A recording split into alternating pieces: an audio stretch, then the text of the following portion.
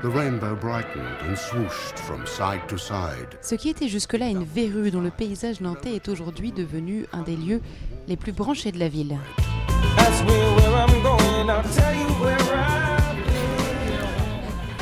Prendre un verre au 32e étage, plus de 250 000 curieux en ont fait l'expérience cet été pendant le voyage à Nantes.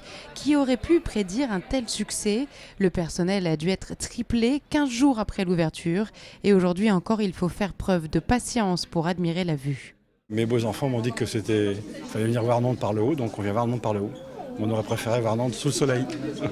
Je pense qu'on a une belle vue à mon avis d'en haut. Enfin j'espère en tout cas, parce que sinon ça fait un petit moment qu'on attend, donc c'est intérêt à valoir le coup.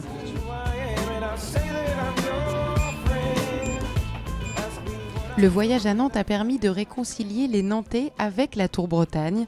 Le belvédère est de nouveau accessible.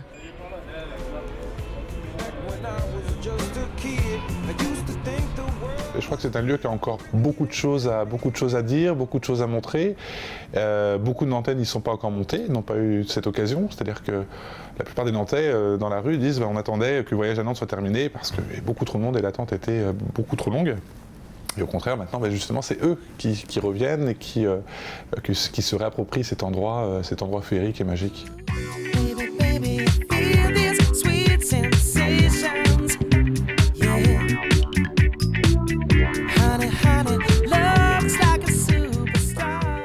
Le Nid faisait partie des 34 sites du parcours du voyage à Nantes. Il est aujourd'hui une œuvre pérenne. Les Nantais apprécient, mais si la société publique locale Voyage à Nantes a créé un événement éponyme, c'était dans un seul but : attirer des étrangers, des touristes, faire de Nantes une destination et non pas une ville-étape. Jean Blaise se félicite des résultats. 605 000 personnes sont venues, soit 24% de visiteurs en plus que l'année dernière, d'après une étude commandée par le VAN. Et les Nantais y sont pour quelque chose. Ces résultats, on ne les aurait pas eus si on n'avait pas eu avec nous les Nantais, qui ont été très ambassadeurs, très prescripteurs. Eh bien, vous vous souvenez qu'on s'était donné comme objectif entre 10 et 20%. Donc on est au-dessus du chiffre le plus optimiste qu'on avait envisagé. On avait peur des Jeux Olympiques, on avait peur de la conjoncture économique.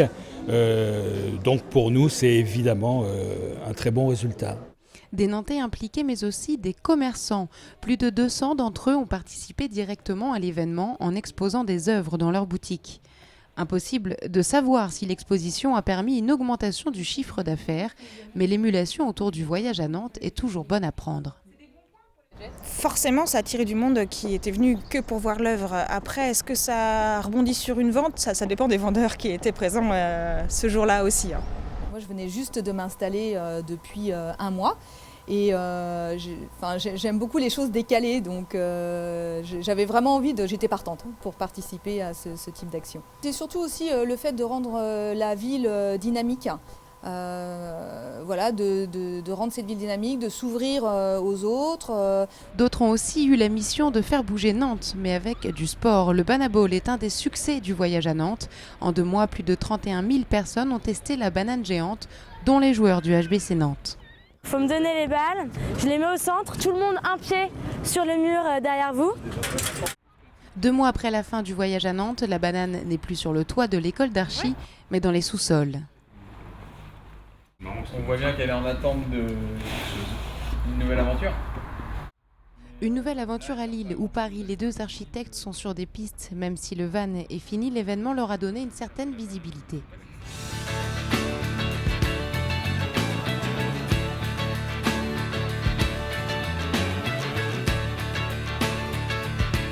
Le bilan a l'air d'être aussi rose que la ligne du parcours, mais les hôteliers ne sont pas aussi enthousiastes.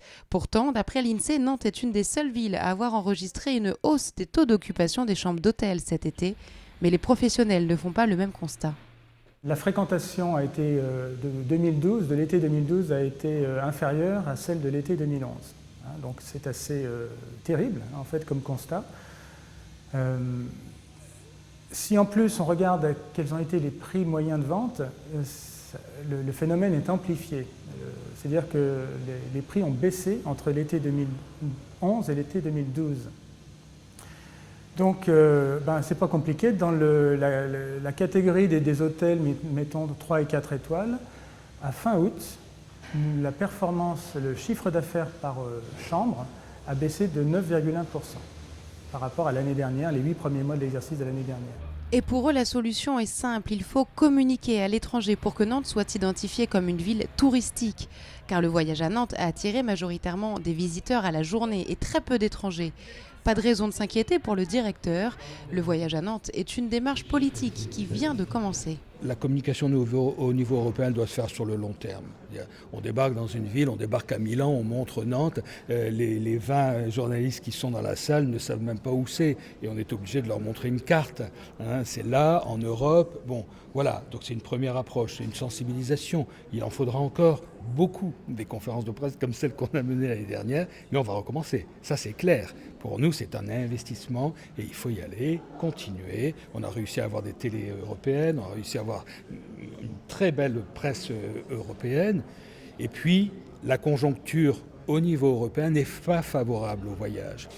Et c'est pour ça qu'il faut qu'on en tienne compte. Si la crise dure encore 2-3 ans, il vaudra mieux que nos efforts se concentrent sur le public français. L'événement Voyage à Nantes et Estuaire ont coûté 16 millions d'euros. Les touristes ont dépensé 9,1 millions de plus que l'année dernière. Pour Nantes Métropole, qui détient 68% de la société, c'est une réussite. La culture associée au tourisme est selon eux un pari gagnant. Nantes sera capitale verte en 2013, une nouvelle mission pour la société Voyage à Nantes.